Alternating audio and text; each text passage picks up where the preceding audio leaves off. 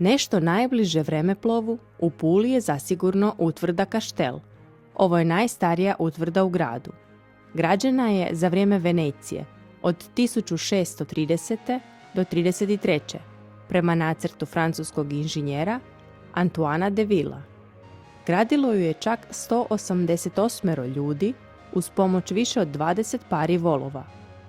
Unutar zidina s 4 izbočena bastiona nalazilo se otvoreno dvorište s bunarom, a uokolo prostorije za posadu, providurov stan i oružarnice.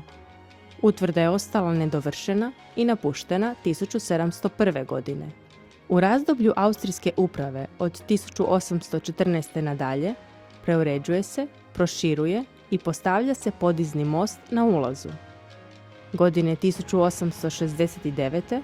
u njoj je boravilo 84 vojnika, a danas u njoj djeluje Povijesni i pomorski muzej Istre. U vrijeme Prvog svjetskog rata površina utvrde širi se u podzemlju.